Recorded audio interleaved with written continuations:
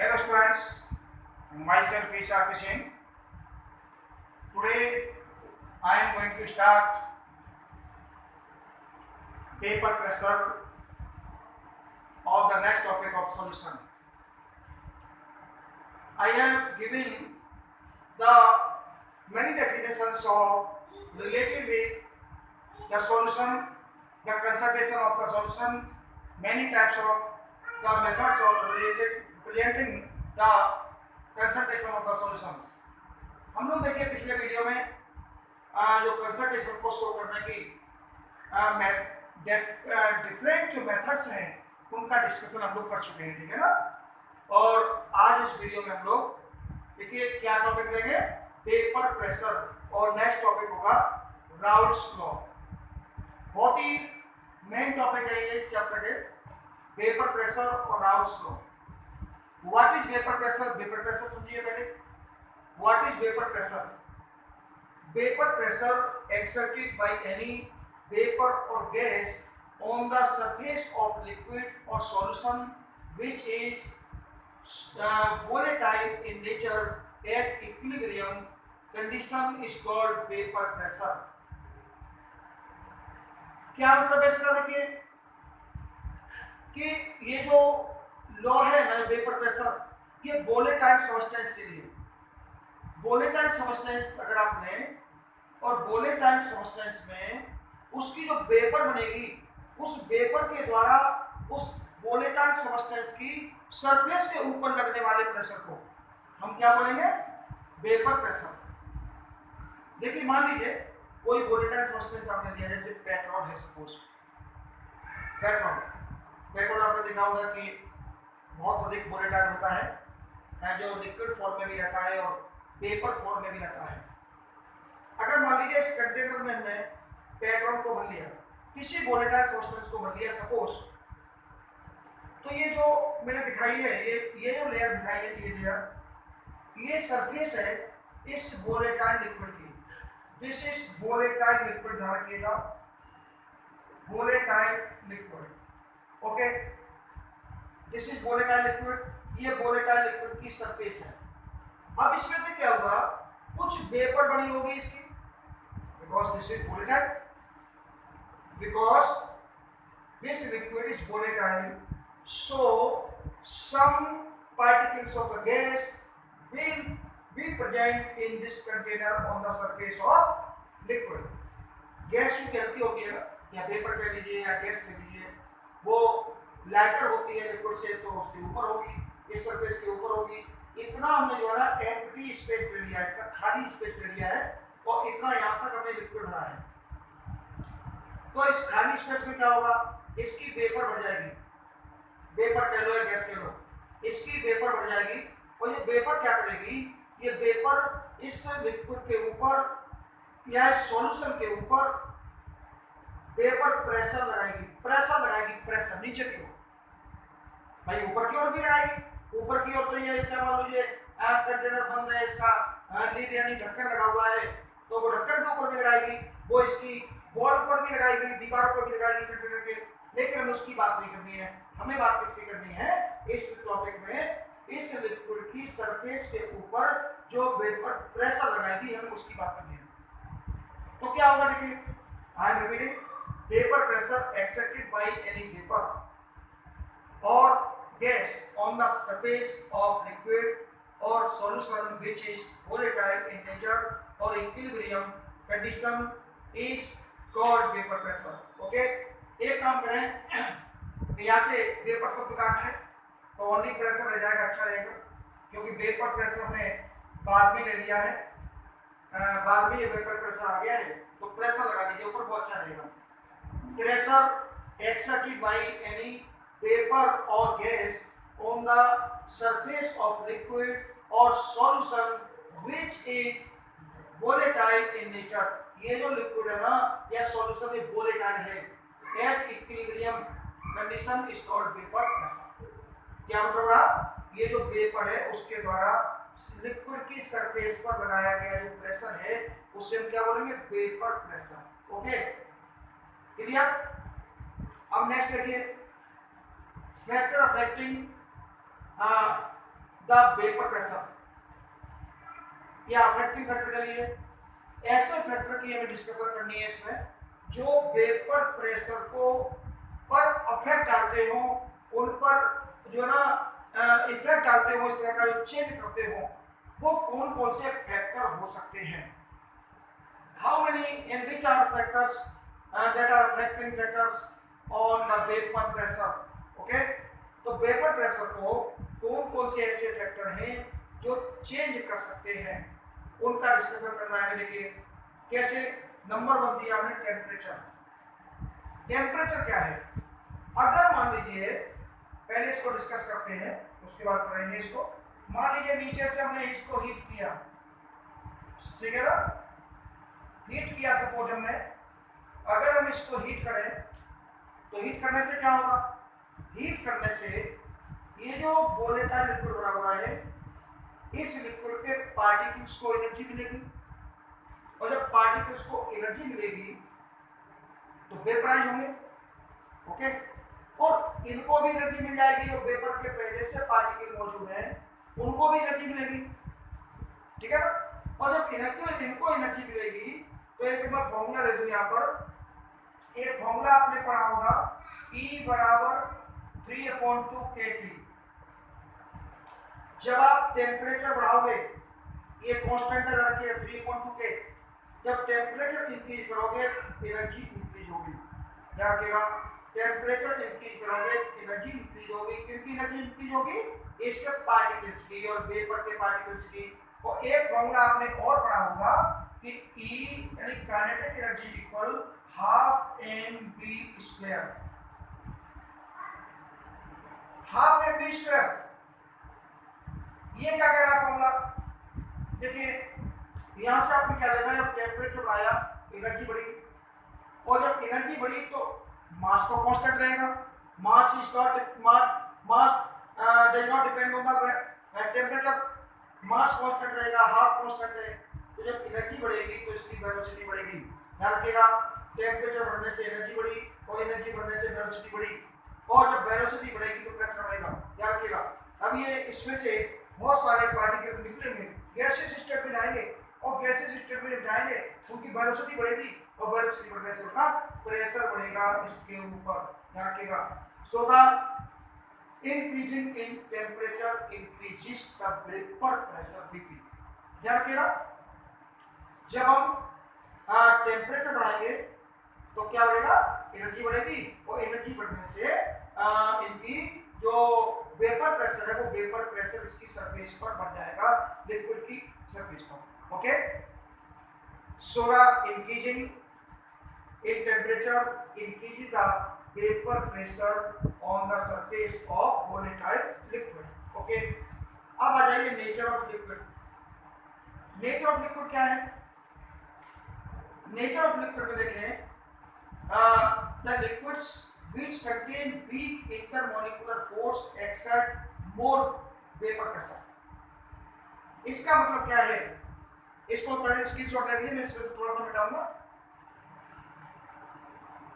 Okay, अब देखिए मैं इसको भाषा में करता हूं, अब मैं बात कर रहा हूं,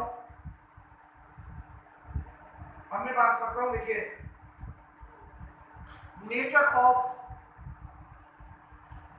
volatile liquid, nature of liquids, जो आपने लिक्विड लिए हैं, लिक्विड देखिए नेचर क्या है, the liquids which contain weak intermolecular forces exert more vapour pressure. जिनके इंटरमॉलिक्यूलर फोर्सेस होते हैं, ये मॉलिक्यूल जो है ना, इंटरमॉलिक्यूलर फोर्सेस, ये इनके बीच में इंटरमॉलिक्यूलर फोर्सेस होते हैं, उनके बीच अगर मान लीजिए इंटरमॉलिक्यूलर फोर्सेस ज्यादा है, ये मॉलिक्यूल्स है, मान लीजिए दूसरे लिक्विड के मॉलिक्यूल ये है, ये सपोज ध्यान दीजिए, ये दो लिक्विड हमने ले रखे हैं, चलिए दो कंटेनर में अलग ले लेते हैं, और मान लीजिए एक कंटेनर में हमने ये लिक्विड लिया है, सपोज जिनके मॉलिक्यूल्स काफी पास हैं, कहने का मतलब इनका इंटरमॉलिक्यूलर फोर्स बहुत ही ज्यादा है। और दूसरा हमने लिक्विड ये लिया है, जिसका इंटरमोलिकुलर फोर्स जो है ना बहुत कम है, तो क्या होगा देखिए, जब इंटरमोलिकुलर फोर्स इनका कम होगा तो इनको जो है ना जरा सी एनर्जी देने पर, जरा सा टेम्परेचर देने पर ये मॉलिक्यूल्स दूर दूर हो जाएंगे। और जब मॉलिक्यूल्स दूर दूर हो जाएंगे, क्योंकि इनके बीच में इंटरमोलिकुलर फोर्स क्या है, बहुत ही कम है, ये इसकी सरफेस है मान लीजिए यहाँ पर, तो क्या होगा जब इनके बीच में जो इंटरमोलिकुलर फोर्स कम होगा तो इनको तोड़ने के लिए, एक दूसरे से अलग करने के लिए, गैसियस स्टेट में भेजने के लिए कम एनर्जी की आवश्यकता होगी, कम एनर्जी की नीड होगी। और जब कम एनर्जी की नीड होगी तो थोड़ी सी एनर्जी लेकर के ही ये गैसियस फॉर्म में चले जाएंगे।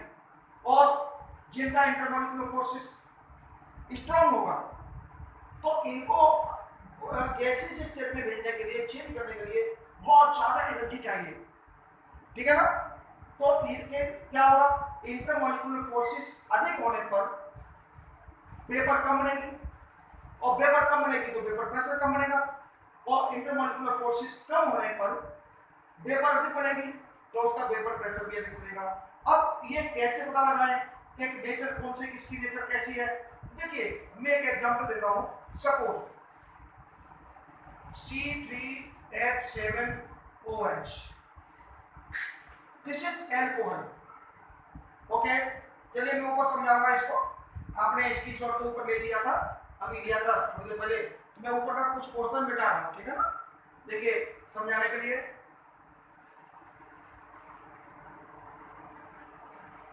स्क्रीनशॉट आपने ले लिया था।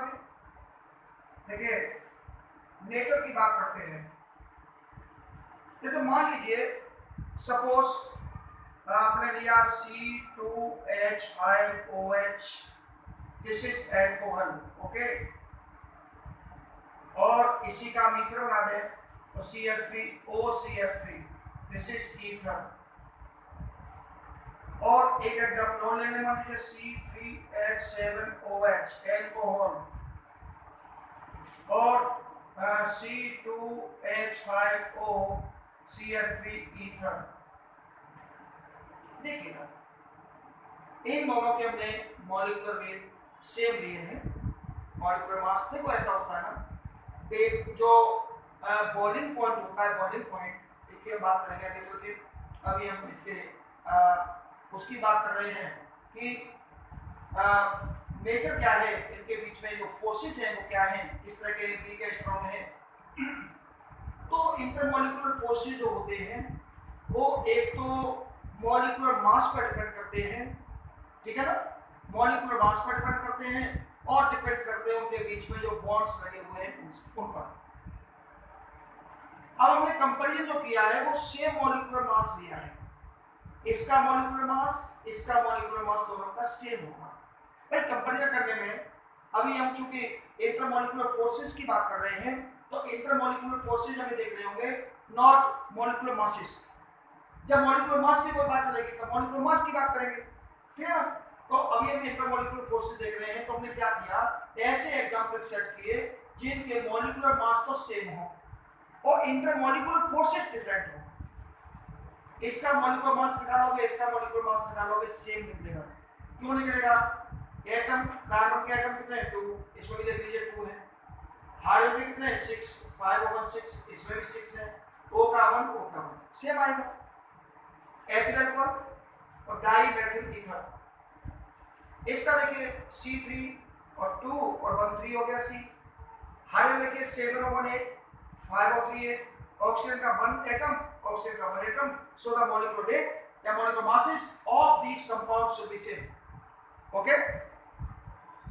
अब देखिए क्या है, इसका नाम है प्रोपिल अल्कोहल, इसका नाम है एथिल मेथिल ईथर, ओके, या आई वैसे नाम कहेंगे तो मेथॉक्सी एथिल, ये लीजिएगा, इसका मेथॉक्सी मेथिल, इसका एथिनॉल और इसका प्रोपेनॉल। तो हमने देखा क्या, देखिए एल्कोहल है, एल्कोहल में ध्यान रखिएगा हाइड्रोजन बॉन्ड्स होते हैं और इसमें नॉट H बॉन्ड्स। ध्यान रखें ईथर के अंदर हाइड्रोजन बॉन्ड्स नहीं होते, ईथर अपने ईथर के दूसरे मॉलिक्यूल के साथ हाइड्रोजन बॉन्ड नहीं बनाता है, केवल कोवैलेंट बॉन्ड बनाता है, और इसके अंदर इन सब के अंदर एल्कोहल के अंदर जो होते हैं ना, इनके अपने ही दूसरे मॉलिक्यूल के साथ कोवैलेंट बॉन्ड के साथ साथ हाइड्रोजन बॉन्ड भी बनते हैं। ध्यान रखिएगा, एल्कोहल अपने एल्कोहल के दूसरे मॉलिक्यूल के साथ कोवैलेंट बॉन्ड तो बनाएगा ही बनाएगा और हाइड्रोजन बॉन्ड भी बनाएगा। मतलब इनके अपने अंदर कोवैलेंट बॉन्ड है और दूसरा मॉलिक्यूल होगा उसके अंदर भी कोवैलेंट बॉन्ड होंगे ऑलरेडी, लेकिन एक मॉलिक्यूल दूसरे मॉलिक्यूल के साथ हाइड्रोजन बॉन्ड बनाएगा। इसके अंदर कोवैलेंट बॉन्ड होगा और इसका जो दूसरा मॉलिक्यूल होगा उसके अंदर भी कोवैलेंट बॉन्ड होगा, लेकिन इसका मॉलिक्यूल अपने दूसरे मॉलिक्यूल के साथ हाइड्रोजन बॉन्ड नहीं बनाएगा। ध्यान रखिएगा। तो फिर क्या होगा, इसमें एक बॉन्ड कम हो गया ना, इसमें हाइड्रोजन बॉन्ड कम हो गया, इसमें हाइड्रोजन बॉन्ड अवेलेबल है, तो फिर इंटरमॉलिक्यूलर फोर्सेस किसके ज्यादा हो गए, इसके बॉन्ड मजबूत हो गए। जब इसके बॉन्ड मजबूत हो गए तो इंटरमॉलिक्यूलर फोर्सेस इनका अधिक हो गया। So the intermolecular forces will be more than the intermolecular forces between the alcohols will be more than the intermolecular forces between ethers. Okay? अगर मान लीजिए हम सपोज एक कंटेनर में सपोज एल्कोहल ले लेते हैं, ओके, और दूसरे कंटेनर में मान लीजिए हम ईथर ले लेते हैं, सपोज ईथर, ओके, तो इनका इंटरमॉलिक्यूलर फोर्सेस ज्यादा होगा, इनका इंटरमॉलिक्यूलर फोर्सेस कम होगा, तो वेपर प्रेशर जो होगा ना वो एल्कोहल का वेपर प्रेशर ज्यादा होगा। क्लियर? Then ether. तो ये हो गया nature of liquid.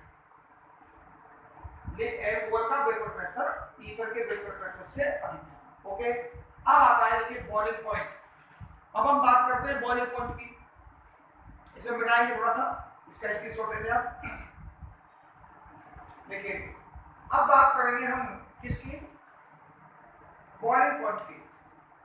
Boiling point की क्या होगी, देखिए जिस गोले का लिक्विड का बॉइलिंग पॉइंट कम होगा, जैसे मान लीजिए एक गोले का लिक्विड ये है, ठीक है ना, ये इसकी सरफेस है, ये भरा हुआ है, ये स्पेस हमने गैस के लिए वेपर के लिए छोड़ दिया, और ये दूसरा भरा हुआ है, देखिए ये इसकी सरफेस है, ये भरा हुआ है। सपोज मान लीजिए इसका जो बॉइलिंग पॉइंट है, मान लो इसका बॉइलिंग पॉइंट है 80 डिग्री सेल्सियस, और इसका मान लीजिए 60 डिग्री सेल्सियस। हमने मान लिया, एक एग्जाम्पल मान लिया, आप कुछ भी ले सकते हैं, आपकी मर्जी है।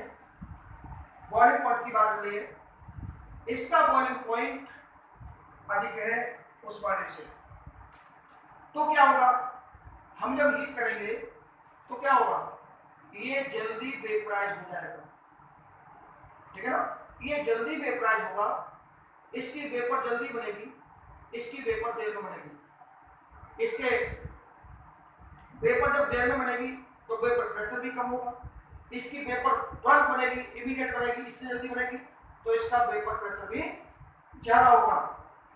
तो क्या इसमें कंक्लूजन निकला, the volatile liquids having less boiling points exert more vapor pressure।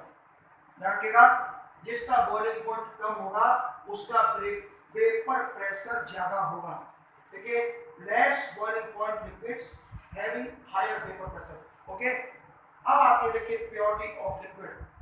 Purity of liquid की बात क्या है, देखिए जैसे मान लीजिए ये कोई लिक्विड है, ये सपोज ये हमने उसकी सरफेस मान ली और ये प्योर है, सपोज कोई प्योर लिक्विड है मान लीजिए, ओके, और ये दूसरा जो लिक्विड है इस कंटेनर में मान लीजिए ले लिया हमने, इसमें इम्प्योरिटी है, ये इम्प्योरिटी की कुछ हम मॉलिक्यूल ले लेते हैं बीच में, ये शो कर दिए हमने, ठीक है ना, बीच में जो डार्क कर दिए हैं, आप कोई डिफरेंट कलर कर लेना इसका, ये डार्क कर दिए वो किसी इम्प्योरिटी के हैं, मान लीजिए ये वोलेटाइल लिक्विड है, इसमें कोई इम्प्योरिटी मिली हुई है। ओके, अब क्या होगा, देखिए pure liquids except more vapour pressure because their boiling point are less. जो प्योर लिक्विड्स होते हैं ना वोलेटाइल, उनका जो बॉइलिंग पॉइंट होता है, याद रखिएगा, वो कम होता है, और इनका जो बॉइलिंग पॉइंट कम होगा इनका जो बॉइलिंग पॉइंट है ना पीपी, इनका जो बॉइलिंग पॉइंट है प्योर वाला का वो अधिक होगा बॉइलिंग पॉइंट किससे, इम्प्योर से। इम्प्योर से जो सब्सटेंस जो बोले का लिक्विड इम्प्योर है, क्यों ऐसा क्यों, इनके बीच में देखिए ये इम्प्योरिटी वाले कुछ मॉलिक्यूल्स आ गए, देखिए ये इम्प्योरिटी वाले। अब क्या होगा, ये वेपराइज होने में प्रॉब्लम खड़ी करेंगे, ये वेपराइज नहीं होंगे या होंगे तो बाद में होंगे। और ये जो ना इसमें सारे के सारे प्योर हैं तो क्या होगा कि इनके जो वेपराइजेशन है वो बहुत जल्दी होगा। जब बहुत जल्दी होगा तो इनका बॉइलिंग पॉइंट कम होगा, इनका बॉइलिंग पॉइंट ज्यादा होगा।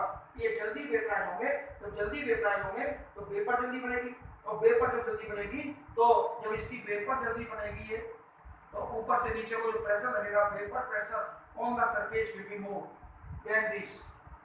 ओके, तो क्या कंक्लूजन निकला last, pure liquids except more vapour pressure because their boiling point are less. Okay, ये 4 अफेक्टिव फैक्टर्स हो गए, ध्यान रखिएगा। अब आते हैं बहुत ही important law, Raoult's law. Raoult's law को डिस्कस करेंगे। राउल्स लॉ से पहले थोड़ा सा भी रिवाइज कर लें हेनरी का लॉ, वैसे आगे इसको भी लिखाएंगे आपको। हेनरी लॉ, हेनरी लॉ जो था वो किस पर था, वो लिक्विड प्लस गैस। ये इन्होंने बोला था कि जब किसी गैस को किसी लिक्विड में घोला जाता है, डिजोल्व किया जाता है, जैसे कोल्ड ड्रिंक बनती है ना, कोल्ड ड्रिंक में आपने देखा होगा कि जो लिक्विड भरा हुआ होता है उसमें CO2 गैस डिजोल्व होती है। तो जो गैस को अगर किसी लिक्विड में घोलना है तो वेपर प्रेशर जो होगा ना, vapour pressure accepted by gas on the surface of the liquid is directly proportional to the mole fraction of the gas। पर ये बात गैस और लिक्विड के बीच की, ओके, हेनरी का जो लॉ था वो गैस और लिक्विड के बीच था। लेकिन जो राउल्स लॉ है वो क्या है, केवल वोलेटाइल सब्सटेंसेस, वोलेटाइल लिक्विड के ऊपर डिपेंड है ओनली, इसमें गैस नहीं होगी। एक वोलेटाइल लिक्विड दूसरे वोलेटाइल लिक्विड पर प्रेशर एक्सर्ट करेगा, ये इस पर डिपेंड करेगा। इसमें दोनों ही बना, देखिए वोलेटाइल सॉल्यूट और वोलेटाइल सॉल्वेंट। इसमें सॉल्यूट कौन था, गैस, और सॉल्वेंट कौन था, लिक्विड। इसमें सॉल्यूट भी वोलेटाइल होगा और सॉल्वेंट भी वोलेटाइल, यानी बोथ विल बी लिक्विड्स। ध्यान रखिएगा, देखिए for any volatile substance the partial pressure exerted by the vapour और gas on the surface of liquid और solution is directly proportional to its mole fraction। इन्होंने ये बताया कि अगर मान लीजिए कोई वोलेटाइल सब्सटेंस है, ठीक है ना, तो उसका जो वेपर प्रेशर होगा वो उसके वेपर प्रेशर होगा उस सब्सटेंस के मोल फ्रैक्शन के डायरेक्टली प्रोपोर्शनल होगा। कैसे देखिए, अगर मान लीजिए वोलेटाइल सॉल्यूट को वोलेटाइल सॉल्वेंट में होते हैं तो हमें सॉल्यूशन एक मिलता है, this will be volatile. Okay, अब देखिए, अब ये हमने क्या किया, कोई ए वोलेटाइल सॉल्यूट ले लिया, suppose this is solute and this is solvent. मान लीजिए हमने क्या किया, सॉल्यूट के जो मॉलिक्यूल ले लिए सरफेस ले ली, और ये सॉल्यूट भरा हुआ है वोलेटाइल, ये सॉल्वेंट ले लिया हमने, ये भी वोलेटाइल है। इसका जो वेपर प्रेशर है PA0, वेपर जो प्रेशर लगाएंगे ऊपर से नीचे को, वो PA0 मान लिया, P फॉर प्रेशर, नॉट लगा दिया, A माने ये जो सॉल्यूट है उसका नाम है, तो PA0, और इसका कितना PB0। ओके, अब दोनों को हमने क्या किया, मिला दिया इसमें, ये बन गया सॉल्यूशन। ध्यान रखिएगा, this is solution, this will be solution. अब क्या होगा, देखो इस सॉल्यूशन के अंदर ये जो हमने सरफेस दिखाई है इसमें कुछ सॉल्यूट के पार्टिकल होंगे, ठीक है ना, कुछ सॉल्यूट के पार्टिकल होंगे और कुछ किसके होंगे, सॉल्वेंट के होंगे। इसमें देखिए सारे के सारे सॉल्यूट के हैं, इनमें सारे के सारे सॉल्वेंट के हैं, इसमें कुछ सॉल्यूट के होंगे कुछ किसके होंगे, सॉल्वेंट के होंगे। ओके, कितनी कितनी नंबरिंग होगी ये डिपेंड करेगा कि आपने किस रेशियो में दोनों को मिलाया है। ये जरूरी नहीं है कि दोनों का बराबरी हो, लेकिन बट हमने यहाँ पर माना क्या है, यहाँ पर एक कंडीशन मानी है कि जो पीवी है ना, PV not is more than PA not, मतलब जो इसका वेपर प्रेशर है, इस सॉल्वेंट का वेपर प्रेशर सॉल्यूट के वेपर प्रेशर से मोर है, अधिक है। आप इसका उल्टा मान सकते हैं, नो एनी प्रॉब्लम। आप पीए नॉट को ज्यादा मान लीजिए पीवी नॉट से, उसमें कोई इसमें इशू नहीं है, इस तरह का कोई प्रॉब्लम नहीं होने वाली। वो तो हम डेरिवेशन जो है ना P A naught more than P V naught से भी कर लेंगे। वो तो ये कौन से सॉल्वेंट होंगे, कौन से सॉल्वेंट होंगे, ये तो ए और बी हमने मान लिया है, तो इस पे अभी हम कैसे बताने किसका ज्यादा होगा किसका कम होगा, ठीक है ना। अच्छा, क्योंकि नेमली तो पता नहीं है कि कौन कौन से इसमें मिलाए जा रहे हैं, क्या क्या नाम है इनके। अब देखिए इन्होंने क्या कहा, जब वेपर प्रेशर जो होगा ना ए का, वो डायरेक्ट इसमें सॉल्यूशन में जो वेपर प्रेशर ए का होगा वो ए के मोल फ्रैक्शन के डायरेक्टली प्रोपोर्शनल होगा। मोल फ्रैक्शन में एक्स ए मान दिया है, ओके, क्या माना है एक्स ए, एक्स मींस मोल फ्रैक्शन और ए लगा हुआ है नीचे, तो ए का मोल फ्रैक्शन हो गया। So the vapour pressure of A is directly proportional to the mole fraction of A. हमने यहाँ प्रोपोर्शनल की जगह पे जब इक्वल का सामने लगाते हैं तो मैथमेटिक्स में आपको पता होगा एक कांस्टेंट का मल्टीप्लाई करना पड़ता है, तो PA PA not into XA। PA not जो है ना इसका अपना वेपर प्रेशर है, A का अपना वेपर प्रेशर है, ओके। अच्छा, ये हो गया। अब इसी प्रकार से similarly PV directly proportional XV mole fraction of B, ठीक है, सॉल्वेंट, और PV equal to PV not into XV। ये दोनों हमने फॉर्मूला लिख दिए थे, हेराल्ड्स के नियम से जो फॉर्मूला निकले, ग्लॉसिक फॉर्मूला निकले वो कर लिए। अब आ जाइए इसमें, चूंकि दोनों है, इसमें सॉल्यूट भी है सॉल्वेंट भी है, तो इस पर जो वेपर प्रेशर पड़ेगा वो दोनों के द्वारा पड़ेगा, दोनों के द्वारा। वो सॉल्यूट की जो वेपर बनेगी उसके द्वारा भी वेपर प्रेशर पड़ेगा, और सॉल्वेंट की जो वेपर बनेगी उसके द्वारा भी वेपर प्रेशर पड़ेगा, ओके। यहाँ पर हमने देखिए क्या किया, हमने देखिए पीए जो है ना कम माना है पीवी से, इसका वेपर प्रेशर कम माना है वेपर प्रेशर पीवी से, तो हमने क्या किया, एक ऐसी नोटिफिकेशन को कर दिया है, सिंपल एक्स कर दिया है कि इसके हमने दो पॉइंट दिखाए, इसके दिखाए 3, ओके। इसकी हमने थोड़ी सी वेपर ज्यादा दिखा दी है, तो हमने पीवी ज्यादा लिया है, पीवी नॉट। आप अगर पीए नॉट ज्यादा देते हो तो आप इसका ज्यादा दिखा दीजिए, नो प्रॉब्लम। हमने इसके दो वेपर के 2 मॉलिक्यूल दिखाए, इस पेपर के मॉलिक्यूल 3 दिखाए, तो ये ज्यादा प्रेशर पड़ेगा, इसका प्रेशर कम पड़ेगा, ओके। यहाँ भी देख लीजिए, हमने जो बी था सॉल्वेंट उसके 2 दिखा दिए ये डार्क करके, और इसका ओनली 1 दिखाया है, ओके। ये क्लियर हो गया होगा। अब हमने क्या किया, इस सॉल्यूशन के अंदर 2 चीजें हो गई, सॉल्यूट और सॉल्वेंट, तो दोनों का वेपर प्रेशर में ऐड किया, ओके। देखिए कैसे, PT equal to PA plus PB, okay. Total जो वेपर प्रेशर होगा इस सरफेस पर वो PA और PB के टोटल के बराबर होगा, सॉल्यूट के वेपर प्रेशर और सॉल्वेंट के वेपर प्रेशर के बराबर, ठीक है, टोटल के बराबर। इसकी वैल्यू हमने पुट कर दी, ये वाली वैल्यू पुट की, PB की ये वाली वैल्यू पुट कर दी हमने, ओके। अब आपने एक रिलेशन देखा होगा, सॉल्यूशन के अंदर मान लीजिए बाइनरी सॉल्यूशन है जिसमें सॉल्यूट और सॉल्वेंट 2 चीजें हैं मान ली, तो उनके जो मोल फ्रैक्शन होते हैं उनका सम कितना होता है, एल्जेब्रिक सम कितना होता है 1। ये मैं पिछले वीडियो में आपको दे चुका हूं, पर मोल फ्रैक्शन की बात आई थी कंसंट्रेशन में, तब XA plus XB equal 1, okay. हमने XA की वैल्यू निकाली, XA की वैल्यू आएगी 1 माइनस XB, ट्रांसफर कर दिया उसको। अब हमने क्या किया, देखिए हमने क्या किया, XA की जगह पर 1 माइनस XB रख दिया यहाँ पर, ओके, और ये PB नॉट इनटू XB आ गया, इसका अंदर मल्टीप्लाई किया हमने, तो PA not minus PA not into XB plus PB not into XB। अब हमने क्या किया, PA नॉट को ये नोट कर लिया, और इसमें से हमने XB कॉमन ले लिया, कॉमन, ओके, XB कॉमन ले लिया, तो PB नॉट माइनस PA बचा। ठीक है, PB हमने ज्यादा माना था, मोर माना था, जब PB अधिक माना था हमने PA से, तो हम PB में से PA को घटा रहे हैं, ठीक है ना। पीवी में से किसको घटा रहे हैं, पीए को।